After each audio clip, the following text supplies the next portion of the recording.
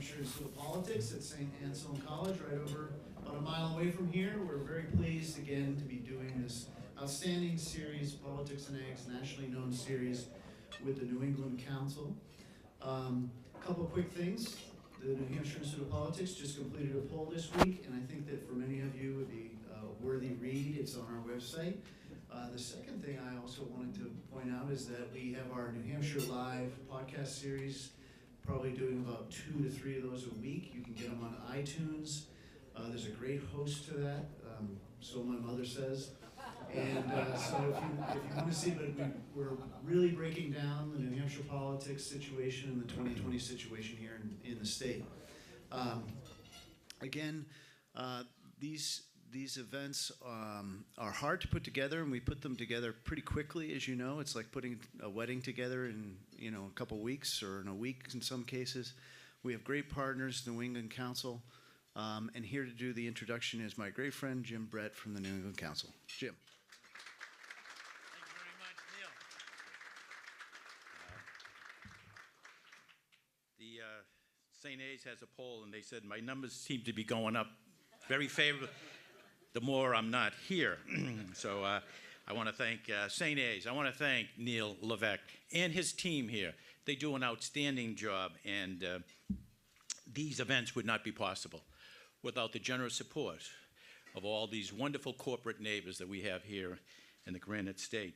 And if you see any of these people that work for these wonderful companies, you'd say thank you for providing a very valuable service to the residents here of this state, where you can meet these candidates in a very formal environment such as the BVI. So you should just say thank you to any of these companies that you meet.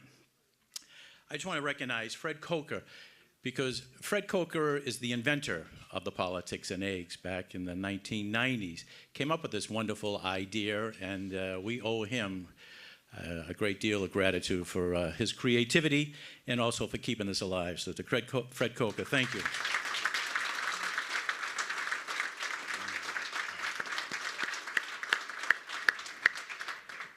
2019 is off to a very, very busy start for the New England Council.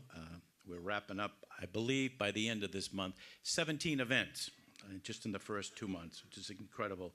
On Tuesday, we have a doubleheader here at the Granite State. We have in the morning, right up the street, we have Senator Kamala Harris of California will be speaking to the New England Council and to the Politics and Eggs gang. And then later that morning, back here with the Congresswoman from the 2nd Congressional District, Andy Custer, who will be speaking to the New England Council. February 25th, we'll be back here again, but it'll be at St. A's for yet another Politics and Eggs event from another Californian, and that is Congressman Eric Swalwell, who will be speaking. And for a change of scenery, we hope that many of you will join us in Washington the end of the month for another 2 great events, and that will be what we call a Capitol Conversation breakfast series with many of our members of the New England Congressional Delegation. And on the 27th, we'll have Congressman Bill Keating, and on the 28th, we have the junior senator from the Commonwealth of Massachusetts, Senator Ed Markey, will be speaking. Well, today I am honored to welcome my very good friend, the former governor of the Commonwealth of Massachusetts, Bill Weld. Many of you know the governor is a graduate of Harvard College. He's got an ABA in classics, summa cum laude. He studied economics at the University College in Oxford, and then he graduated with a law degree, cum laude, from Harvard Law. The governor has a long and very impressive history in public service. As an attorney by training, he began his legal career in Capitol Hill as counsel to the House Judiciary Committee during the Watergate impeachment inquiry. And one of his colleagues was another up-and-coming young attorney named Hillary Rodham Clinton. In 1981, he was appointed United States Attorney for the District of Massachusetts by President Ronald Reagan. And during his 5 years in that post, he focused on fighting public corruption, and he met with great success, receiving national recognition in fighting public corruption, winning 109 of the 111 cases he brought. A leading newspaper stated, quote, The United States Attorney Office has not lost a single political corruption case since Weld took over, end of quote. In 1996, President Ronald Reagan promoted him to lead the criminal division of the Department of Justice. He returned to the Bay State to run for governor in 1990. And although Republicans at that time made up 14% of the voting registration, and a Republican had not won the governor's seat since 1970, he prevailed, and he prevailed against the Democrat John Silber. In a 1994 survey of chief executives conducted by the Massachusetts High Tech Council, 83% of those polled rated the state's business climate as good or excellent. And since leaving the corner office, he has worked at 2 New England Council member firms, McDermott, Will & Emery, and more recently, ML Strategies. And of course, in 2016, he was the Libertarian nominee, vice president, with another fellow former governor, Gary Johnson. He is here today to share with us all what is next, and we couldn't be more pleased that he has chosen Politics and Eggs as the forum to announce his plans. Please join me in giving a very warm Politics and Eggs welcome to the Honorable former Governor of the Commonwealth of Massachusetts, Bill Weld.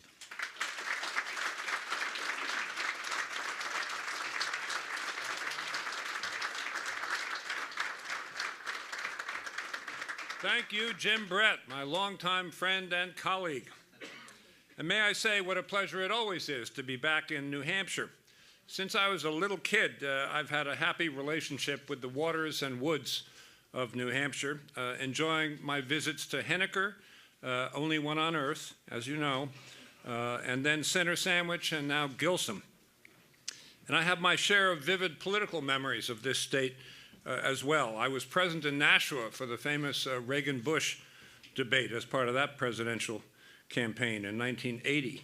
I campaigned with Bush 41 in 1992 and actually manned the microphone on primary night for him. And I enjoyed traveling the state with Governor Judd Gregg, a close colleague and friend, when he campaigned successfully for the Senate here. But it's not so much my fond memories of New Hampshire that bring me here today.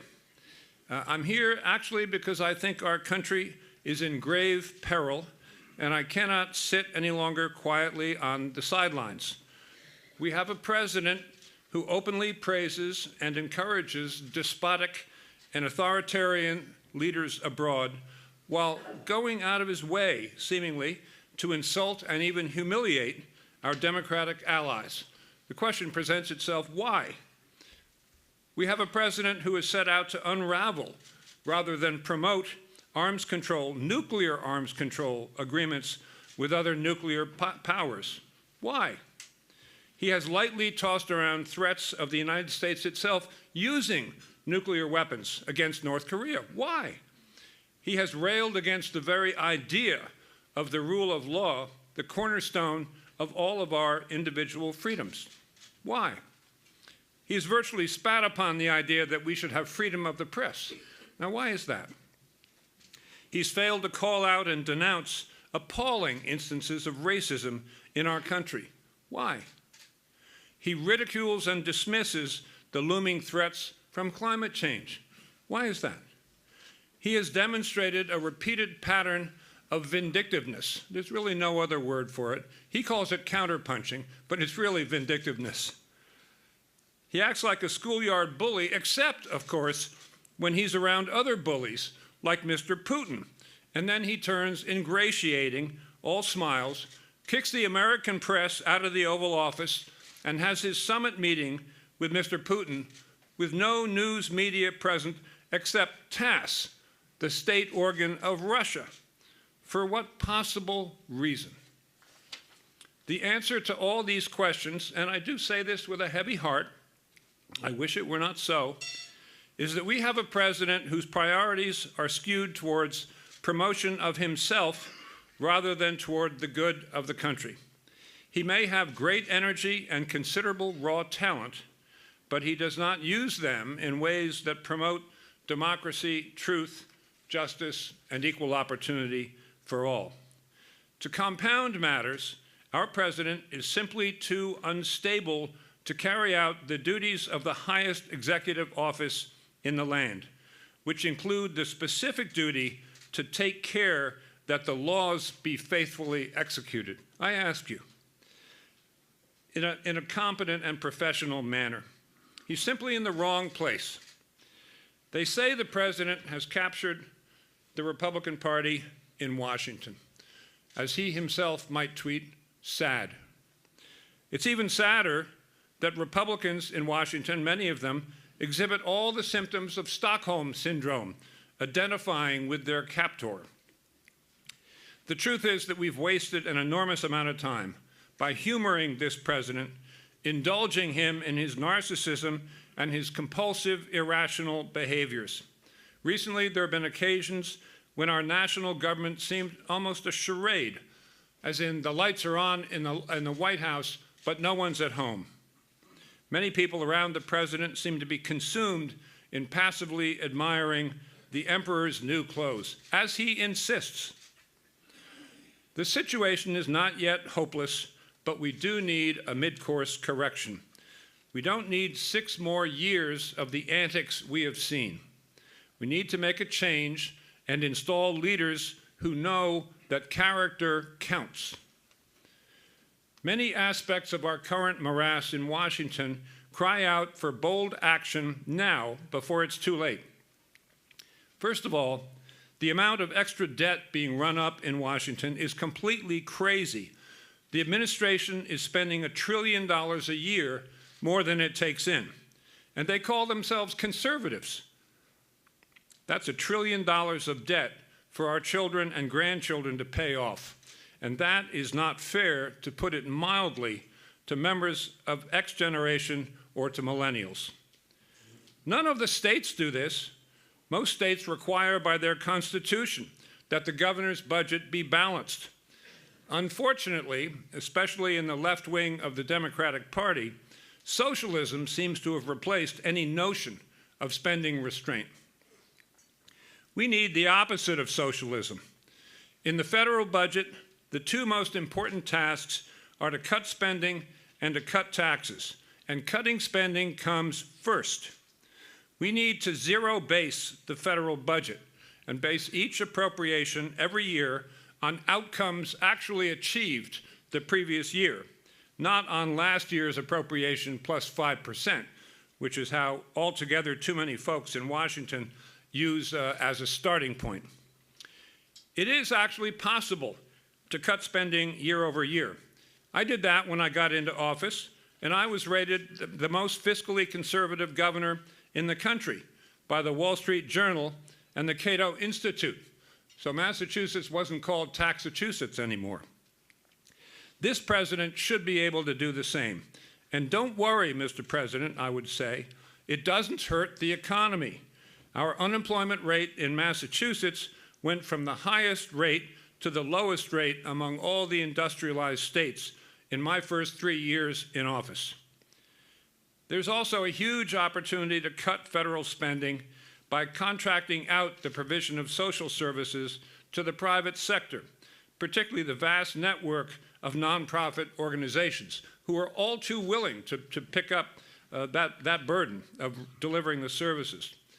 Based on our experience in Massachusetts, this would save a great deal of taxpayers' money and, at the same time, improve the quality of the services and the degree of compassion and dignity for the people receiving the services.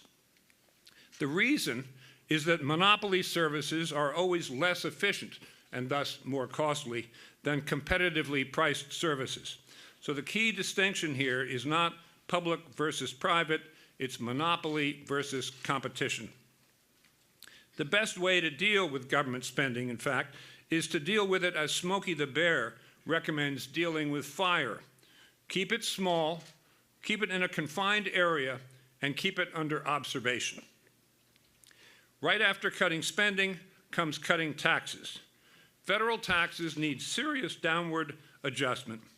I favor repealing the federal death tax, for example, and cutting the capital gains tax rate to 10%. This would make us more competitive. And both those taxes are not major revenue raisers, what they have in common is the perverse effect of penalizing people for a lifetime of hard work. Eliminating them will increase our aggregate national wealth, which should always be a key priority of the United States government. But we also need to restructure our entire tax system.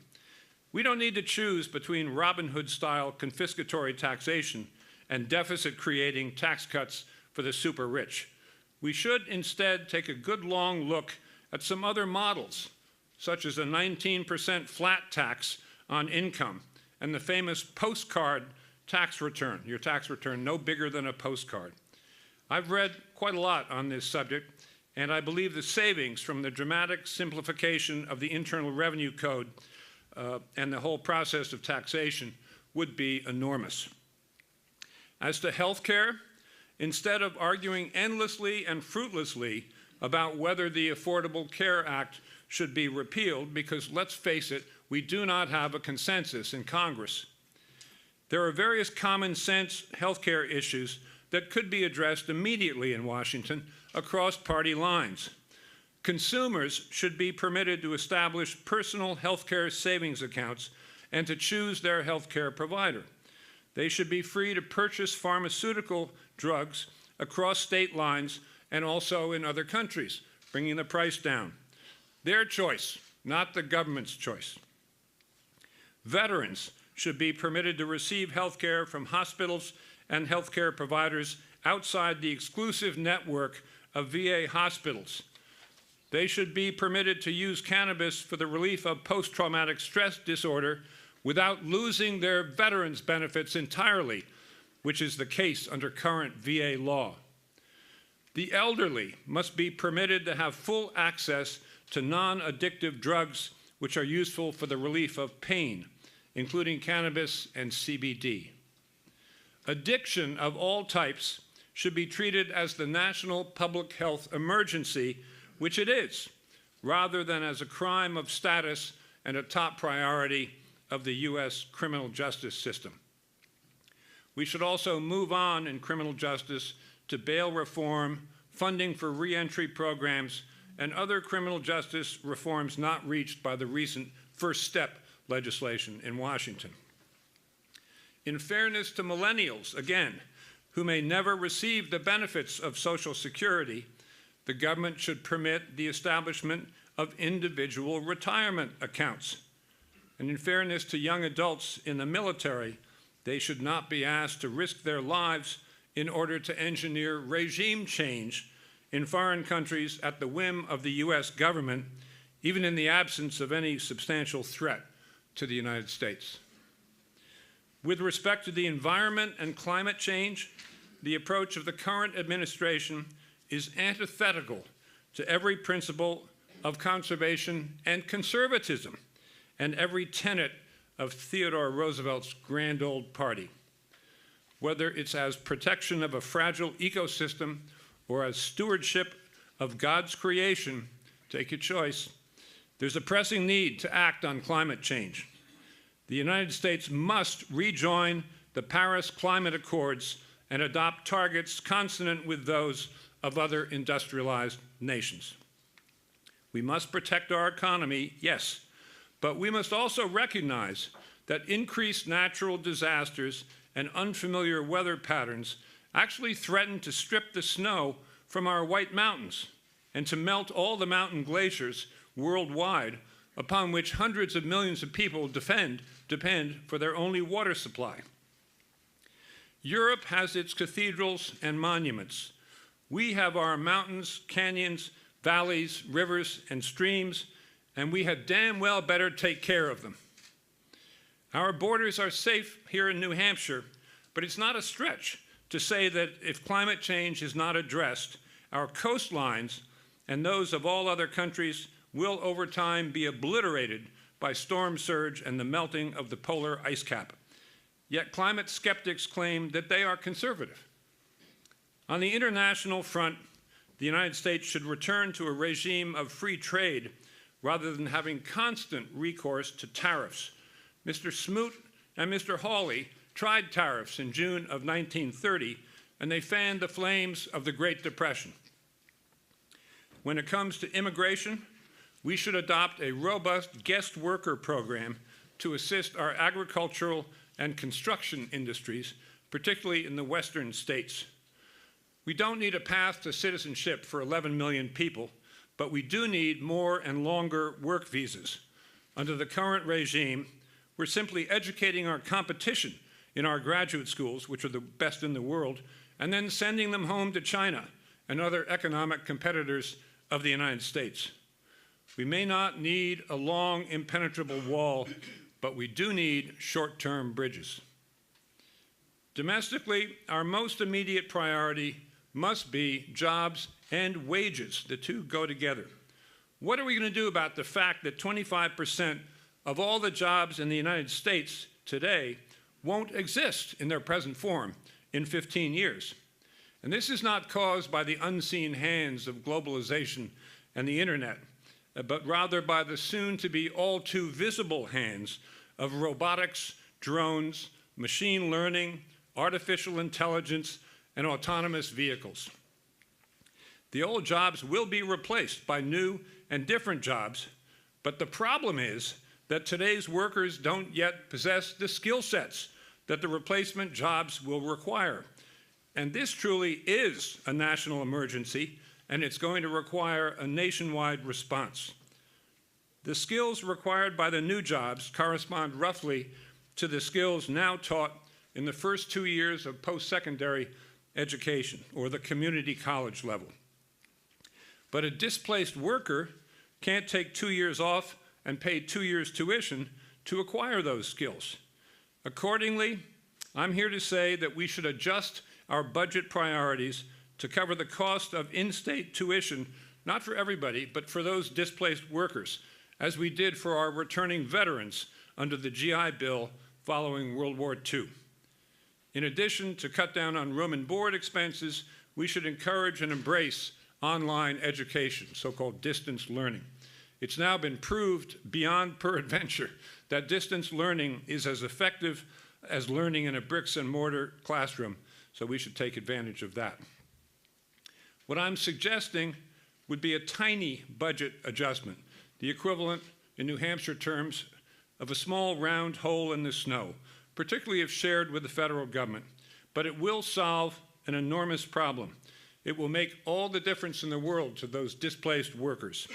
And if we do this education component right, we should be able to ensure that the new jobs, the replacement jobs, will have higher wages than the old jobs. And that would truly be a happy ending.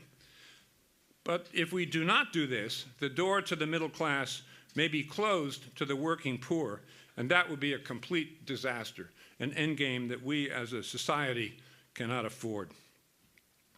A system for delivering skill sets is not the only area of education that cries out for action in the future. Parents simply need more options regarding the education of their children, particularly in our inner cities. We need to support school choice, we need to support homeschooling, we need to support charter schools, and we need to consider seriously abolishing the United States Department of Education, transferring decision-making authority to the states and to the parents of school-age and college-age children. Oh, and the current federal position in existing law that prevents the renegotiation of student debt, we need to repeal that one immediately. Finally, it should go without saying, but as was deeply impressed on me during my 7 years in the U.S. Justice Department, our country must always stand tall for integrity and the rule of law, without fear or favor. We must insist on the rule of law. That's the foundation of everything else. As you can tell from my remarks, I care a great deal about the kind of government we have in Washington, and I hope to see the Republican Party assume once again the mantle of being the party of Lincoln. It upsets me that our energies as a society are being sapped by the president's culture of divisiveness in Washington. The United States was founded in the spirit of national unity. America is stronger and can afford to be more generous when it is united rather than divided. There is a place and time for opposition and dissent There is always room for healthy debate, but there should be no hatred, no intimidation, no name-calling between the various arms of the federal government or between groups of citizens. Like President Reagan, like President Eisenhower, our leaders in government should seek to unite us and make us all proud to be Americans and never, ever seek to divide us. Because of the many concerns I've talked about today, I have established an exploratory committee to pursue the possibility of my running for the presidency of the United States as a Republican in the 2020 election. I encourage those of you who are watching the current administration nervously but saying nothing to stand up and speak out when lines are crossed in dangerous ways.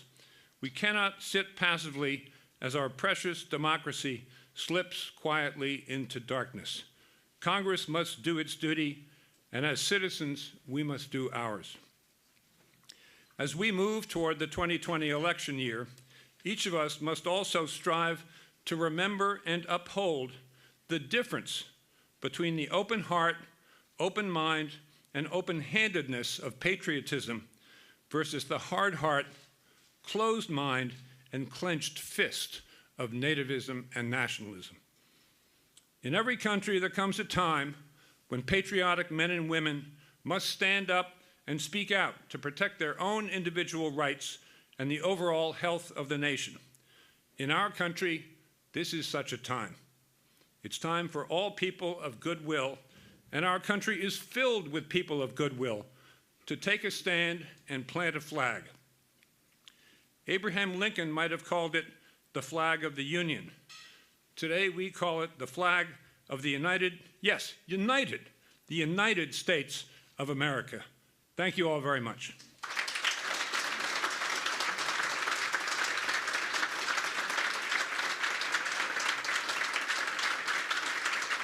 Thank you.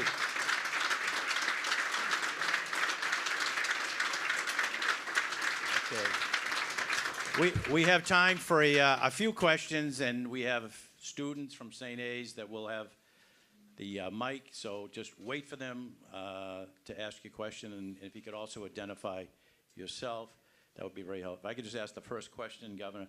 Governor, you've been a Republican all your life, and then in 2016 you became a Libertarian candidate for VP. Why the switch? Well, I've considered myself a small L Libertarian for a long time, and I did enjoy the 2016 campaign a great deal, and I met a lot of great people in that party. I can think of dozens of libertarians who could serve admirably in the federal government in senior positions, but you know, I want to not dribble around the court, but go right to the hoop. And if you want to go one-on-one here, it's got to be as an R. So, you know, that can't be helped. That's the way this race has to be run. And it feels good to be back there with the R on my name. But I will say, I'm not rejoining the Know-Nothing Party. I'm rejoining the party of Lincoln. And I'm going to try to make that one stick one-on-one with our president. Matt Mayberry. Good morning, Governor. My name is Matt Mayberry. I'm from Dover. I'm a veteran. I'm gay. I'm pro-choice, and a lifelong Republican. You're my guy. Well, except I don't have Stockholm Syndrome, though. It bothers me that you left the party, ran for vice president, and come back. Please talk to me and other Republicans, moderate Republicans, how, as Republicans, we can trust you to govern as a Republican and not change parties or not file as an independent. Well, sorry for the tough question this morning, but it's an important one. We want to do the best thing for the country, and I think this is the most direct way for me to have an influence doing the best thing for our country. And the best way I can answer your question is to say, look at my record governing as a Republican, the first Republican governor in 20 years, and the first of 4 Republican governors in a row. We had so much success in my first term. And I not only was the most fiscally conservative governor in the United States, but you know, we revolutionized the Massachusetts system of K through 12 education.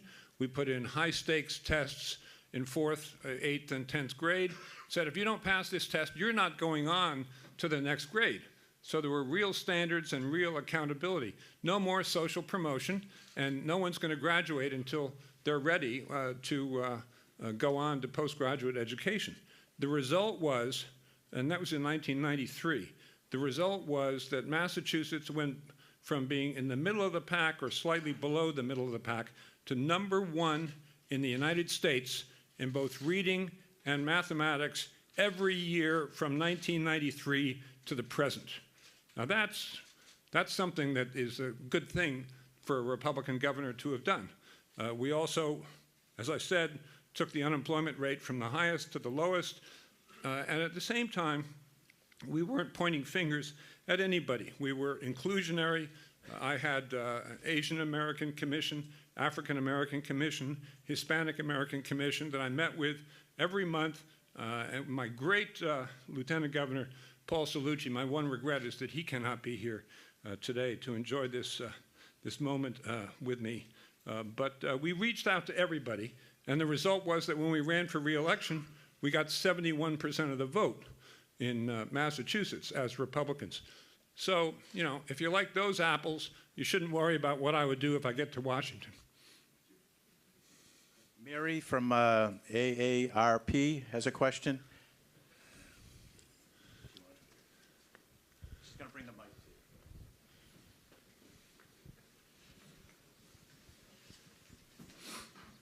you.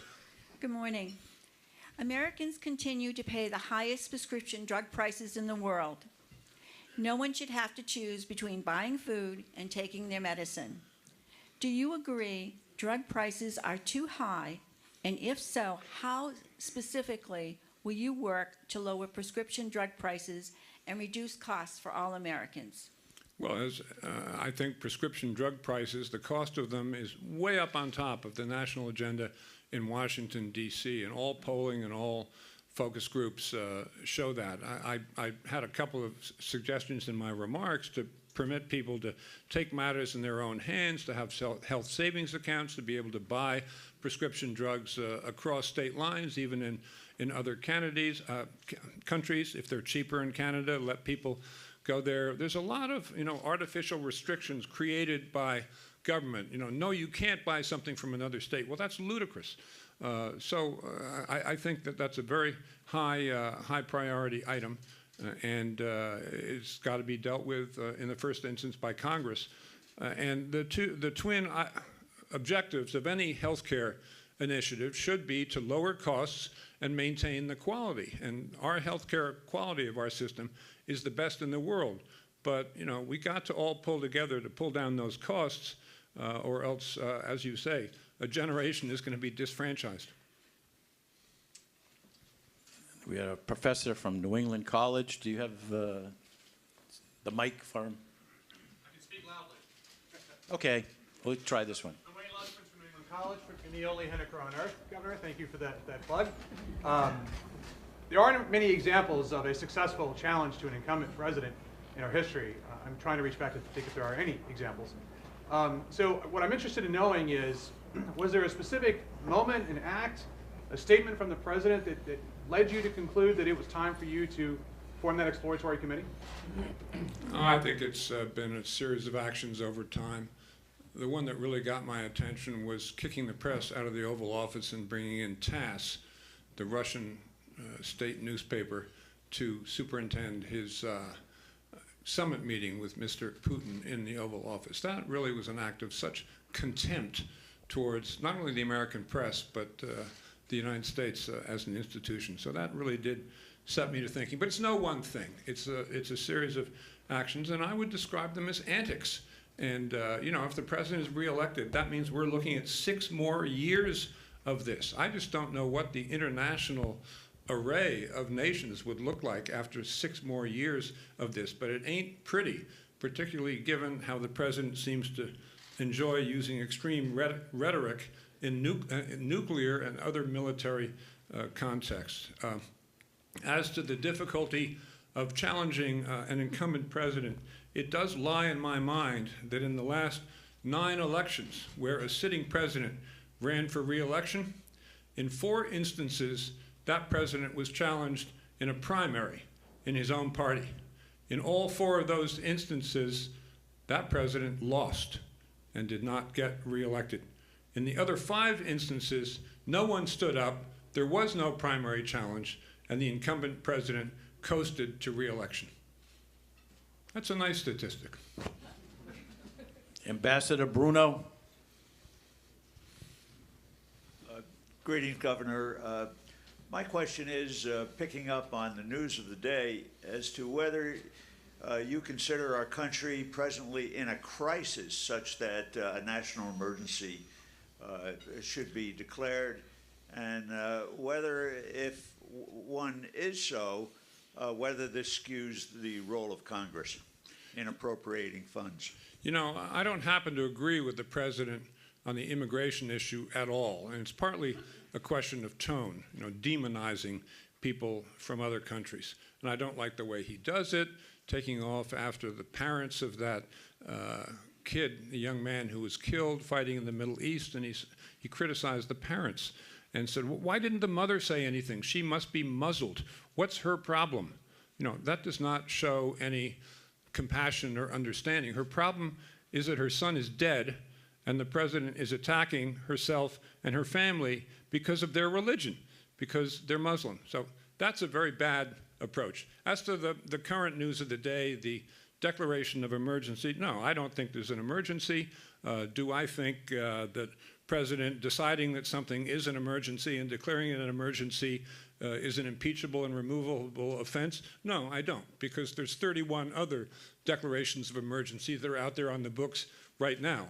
Do I think it tickles my funny bone that suddenly, you know, $8 billion is a national emergency when the administration is overspending by $1 trillion a year? I mean, that's going to create some smiles in other capitals. So I don't think it's an emergency, but I don't think it's the end of the world for him to do this. Matter of fact, it's quite in character. I must have this. I'm going to grab it.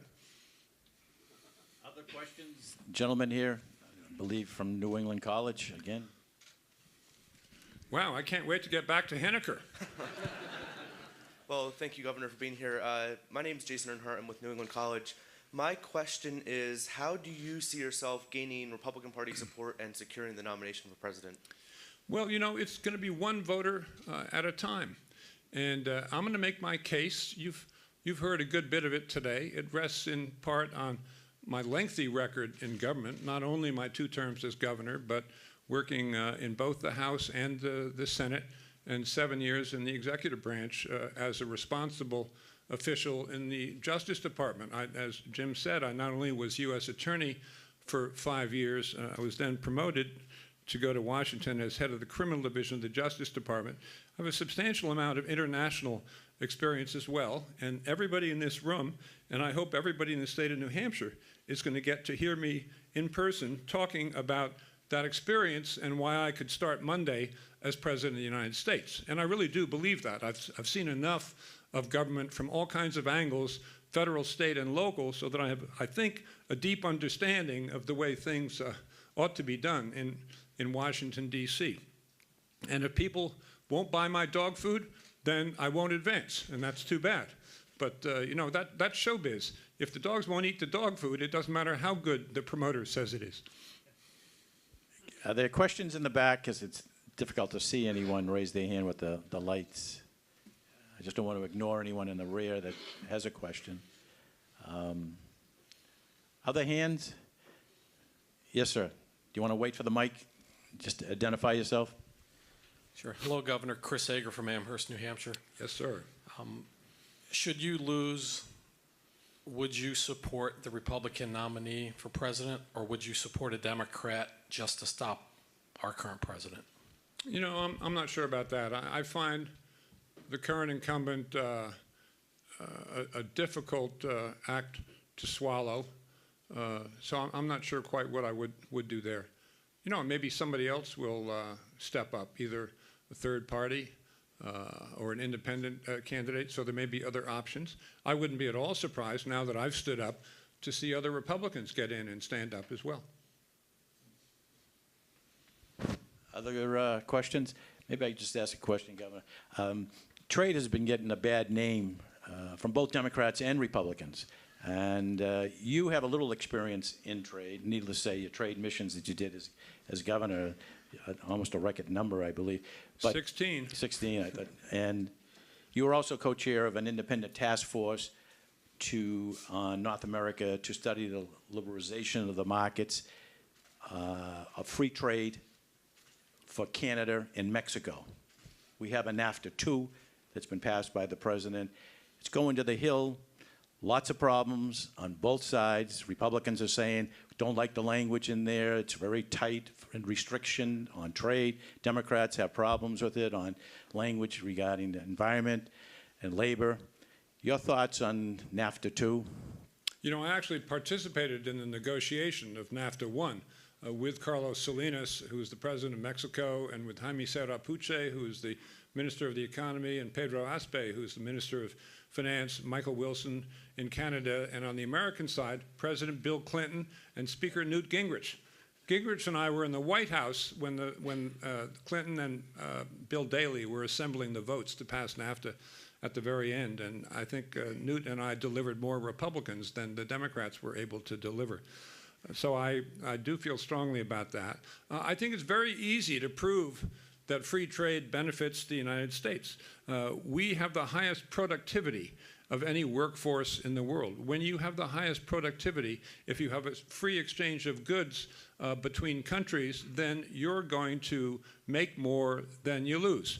You may have some low-wage jobs go offshore, but your high-wage jobs are going to be buttressed. So you can prove mathematically, even arithmetically, that free trade is good for the United States. Maybe time for one more question, if someone has it. Why you, Mr. Weld? Why you? Well, I've got a boy's regular haircut to start with.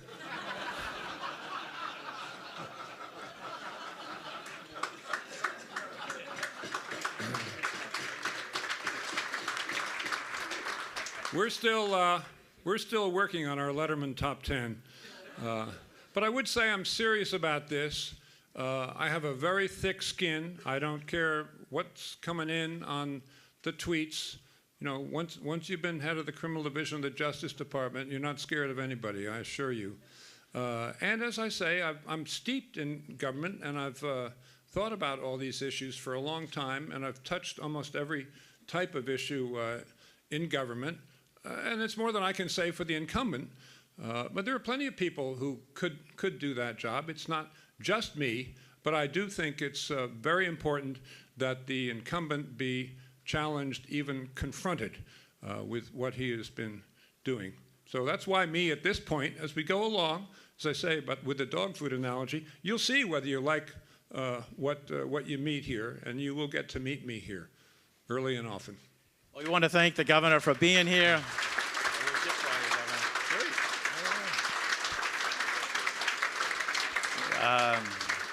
Again, we want to thank him for taking time to make an announcement and to make news, as he said, at the Politics and Eggs. And I think he has high regard for all of you and for this organization. So I just want to thank him for doing that. And a little memento of your visit here, and I'm sure you'll be spending many a day here. Get a little tote the other way, Governor. Tote bag, Politics and Eggs. Politics. Your own tote bag. So thank you, Governor.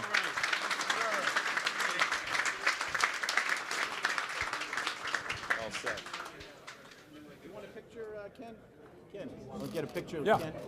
Great, President here we of go. the bank up here. Yes. Governor. Thank you. Well, you're going to be seeing a lot of Mrs. Merrill then, right? Yes. I didn't know her? I know Jim from past campaigns. Oh, okay.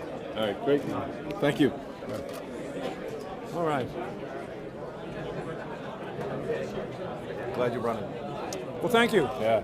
Yeah. Just get a picture with you? Yeah, great. Why don't Here, you want to lose this? Why don't you take the name tag off? Okay. Let me get my niece to take the pictures here, Great. Governor. There she is. There. Yeah. Great. Very good, thank you. Yeah. Awesome. Thank you. Thank you. Thank you. Massachusetts manufacturer, so yeah, Oh, no I'm your kidding. guy too. Great, great. Hand these out, Governor, if you want. What? Anybody's looking for an egg? Yeah. I'm going to have another egg. Okay, here, they're already signed. Already signed. They're all signed. They're all signed. I deliver. I deliver. Everyone is signed. Thank you very much. I appreciated the focus on fiscal policy, sir. Oh, good. Well, thank you. Thank you. One of those is signed over here? I think I signed them all. Well, thank you, sir. Governor, thank you. I appreciate your comments. Okay, thank you. I look forward to hearing more about what you're looking to accomplish. Great. Thank you. Hi. How are you? No. Thank you so much. I'm from AARP. Oh, yeah. And they want to take a picture. Great. That's okay. 20 minutes. Yeah. I loved your speech. There we go. I I really thought loved people your might be speech. horrified. No. I Thank was you pretty so much. direct, but I wanted to put my finger on the problem thought it was instead of just excellent. talking I around think the it's issue. historic, Yeah. Are you signing the eggs by I signed them all. I'll sign more. You got an unsigned egg? No, it wasn't on my table, or I would have signed it. I think if we respond to your description, Tom, Yeah. I really appreciate it.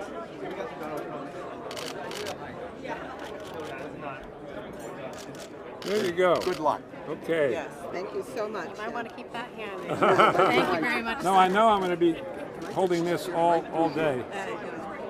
I'm going to go right behind you. All right, thank We got everybody's way. Thank There you you very go. much. Okay. Okay. Thank you very much. I'm trying. See, this is when I appreciate having two short names. Big smile, Governor. They fit on an egg. Big smile. Excellent. Thank you.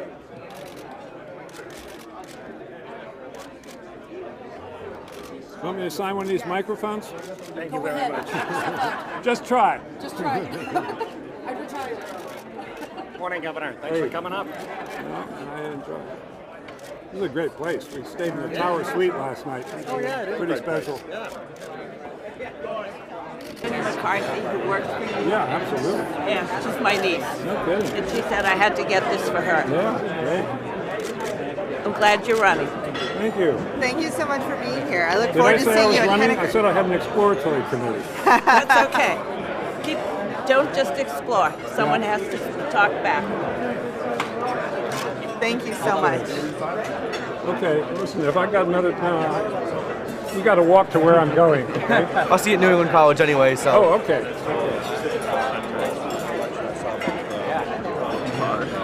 Going this way? I'm going that way. Good luck, Governor. Thank you. Thank you. Take care. Thank you again. Governor, how are you? Good.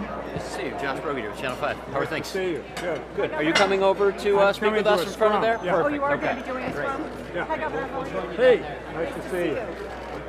Governor, let's move back here. There's no more room for Yeah. us. And Jennifer, don't let me, or RJ, don't let me forget my big coat. Okay. I don't know whether somebody already put it in, but it's back here. Mark and I will get it. Right, but. I didn't want to cut you off.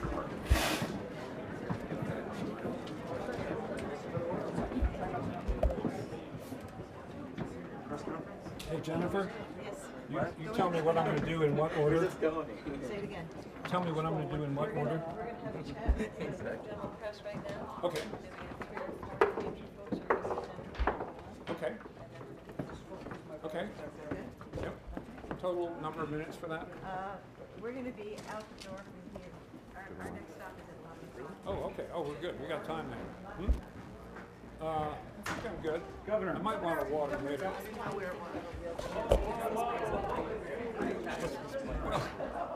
I would say it's the issues that the country confronts, and the president is very popular among his base right now. But it may be that we can change the narrative by calling attention to problems that are out there. Governor, So it's going to require a change in circumstances, but you know that New Hampshire primary is still a year away. So an it's hour time from to make the case. an hour from now, Governor, an hour from now, the president is going to declare a national emergency. It's being reported. How does that change the equation? You know, I don't think that's the biggest issue in the kit.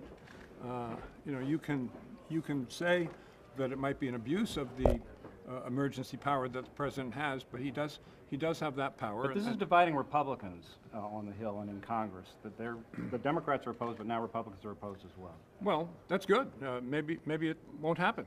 I mean, as I say, I don't agree with the president's policy on immigration. I think he's just waving a bloody shirt all the time, and it's extremely unattractive. Do you think you'll surprise people your candidacy? No, I'm not prepared to predict that, but I'm going to take it, one step at a time. Is your decision to run largely so he can't be president, or because you can be? Well, my decision is to form an exploratory committee, which I've done. So the decision to run would be a separate decision. But as I said in there, I think I could start Monday as President of the United States, and I certainly would be a bigger believer in my policies than this president's. Are you concerned that by doing this you could allow a Democrat to win in 2020? Well, I'm in the Republican primary, and I'm going to say what I think the Republicans should do. I'm not going to worry about the Democrats now. Are you concerned about alienating your own party? You had some strong words for the president, and you compared the party to the fable of the emperor's new clothes. Yeah, I sure do. I think that's exactly what's going on in Washington, and not everybody's going to like it when I say that. But I wanted to put my finger on what the problem is. I didn't want to speak in platitudes and generalities. Do you think there are enough Republicans out there that sort of ascribe to your brand of politics? Well, we'll see. I mean, there are 20 states where the Republican primary is open to unenrolled voting in the Republican primary. I always benefited from that in Massachusetts. The independents would come in and vote for me 6-1. The last president elected from Massachusetts was JFK, so what does that say about it? It wasn't for want of trying. Look at the scrum now. You may see as many as 5 from Massachusetts before it's all over. 4 years ago, as a Libertarian, you urged people, if they're not going to vote Libertarian, to vote for Hillary Clinton. Do you feel Hillary Clinton would have been a better president right now? Well, I don't know that. I did think and say at the time that I thought there was a stability question about the man who's now the president, and nothing has caused me to see fit to change my opinion. How long do you expect to explore? It depends on the response. As I said earlier, you want to make sure that the motion doesn't fail for want of a second, and I guess that's the first threshold, but I don't think it will. The response from people when we say that I'm running as a Republican is, count me in, I'll give a house party for you, what can I do, do you have a national finance committee? That's the response you want to hear. Do you think your role in the promise? 2016 election? Sorry? Do you think your role in the 2016 election played it all into the fact that Trump did win the presidency? No, our votes came 3-1 from Trump. I know the Democrats don't agree with that, and they say if you just added all of our votes in Wisconsin to Mrs. Clinton's, she would have won Wisconsin. To which I respond, a Libertarian vote was a protest vote or a change vote. Always will be. Just think of the Libertarian Party. And a protest vote and a change vote in the 2016 election, that was going to go to Donald J. Trump. That was not going to go to Hillary Rodham Clinton. Is that what you're going for now? Is that what you're going for now, as a protest vote? No. In 2016, you said you promised to stay with the Libertarian Party. What does this mean about your word then? No, I did. I said that I was going to stick with him, and that's a poser. That's an issue, and people are entitled to take that into account. It's just the stakes have gotten higher since then, and as I say, I want to do what I think is right for the country. So you said after the 2016 election, you told the Republican that the Libertarians were responsible for Trump not winning the popular vote, and that there were several states the Libertarians denied him, including New Hampshire. So now you want New Hampshire Republicans to help someone that you said... I don't recall saying that. The chairman of the Delaware Republican Party, you had this conversation with him the day of the inauguration. He wrote about it in the Washington Examiner. I told him that our votes came 3-1 from Trump, and he ran with that. Have you been reaching, besides this event and the one you have in 2 weeks at New England College, have you been reaching out to top Republicans in the state to make your case? No, not really. I think I'm going to, before I ask people to endorse me and back me, I'm going to get out there and see if I can show some stuff. You going to go beyond New Hampshire in the next month or so? Oh, yeah. No, I think it'll be a national campaign. There's going to be a lot of New Hampshire. I'm so close. As I say, I do have history in this state. Many statewide officials, former statewide officials in the state are good political friends of mine, so you'll see a lot of me. What's next? Where are you headed next? Isn't this really an exploratory committee just in name, and you really are going to be announcing a challenge? Is there anything that can dissuade you from actually going forward to the next step? And well, if I receive virtually unanimous, who you think you're kidding, no, I wouldn't do it then. What's next? Where are you headed next? So we're here today and tomorrow. Then I'm going to be in Washington, New York the next couple of days. Then I'm going to be back the following week here, and the week after that here. First Henniker, and then I think UNH Durham. So most of your time in New Hampshire, at least in the short term? No, I think once a week maybe. Anything you can share on what you're doing later today here and tomorrow? Jennifer Horn would be happy to tell you the entire schedule. I don't know it. All right. Do you think you're going to make the dam break with other Republicans following you across the bridge here now? I don't know. I mean, I think the two that have signaled interest here, I think my old friend John Kasich, and he is my old friend, may have an interest, and Governor Hogan of Maryland may have an interest. But, you know, if I get traction and cracks appear in the dam of the president's support, I think you may see a gold rush. Governor, you used the term Stockholm Syndrome. Yeah. Do you feel the Republican voters are suffering from a mental health condition? No, I was talking about people in Washington, D.C., not the Republican voters at large. Governor, is there anyone from the 2016 Libertarian campaign involved in your Republican exploratory committee? Oh, yeah. I mean, you know, a couple of people have said, how dare you do this? 5 times as many have said, we're with you, whether you go R or L. So there will be plenty. There's some here today who I shall not name. But as I say, I wouldn't be surprised if some of those couple score of people that I mentioned who could serve in the federal government, I think some of them may help me. And a lot of them are recovering Republicans anyway. Thank you. Thank you very much. Thanks, everybody. Thank you. Thank you. Are you with his campaign? Or? No, he's a gray eminence. Okay. No campaign rule. Oh, do you have anybody with your campaign, like with contact info? You can contact Jennifer Horn. Jennifer Horn. Are you? Am I what? Are you Jennifer? Oh, thank you. I am that. Okay, I don't hi. know what else You are just now. Airbnb. Oh. We're just going to ask everyone to move on now. Yeah, we got to do a couple of other Thank you very much. things. We've got a Thank few you. more. Are you? A few more. I'm Jennifer. Okay, hi, Nice I'm to meet Quincy you. Walters with WBUR. Good to meet you. I was wondering if you could thank you. Yeah. Where do you head next today? Okay. Where do you head today next? Jennifer has to schedule a dog. We have 8 or 10 stops, little stops. I live right near Fairweather Street. So Oh, do I you? always drive by your house. Old house. I haven't dared go back and look at it because the last time I looked, they cut down the big elm. There were porta potties and rocks in the front lawn. Does it look it's presentable frustrating. now? Yeah. None of my kids will even drive by the house anymore. No, it's traumatic when you go by a house that you lived in for so long. It's really hard. I'm really glad you're running. I'm doing a series of portraits probably for the Atlantic of all the candidates. So I'm just seeing a lot. From behind you, I got trapped. So thank you so much. You've had Atlantic's had some great stuff recently. Yeah, Didn't they have a big impeachment series? They've had yes. Here's I did the Obama cabinet. Okay, terrific. So I don't know if you have any place to put it or. I do.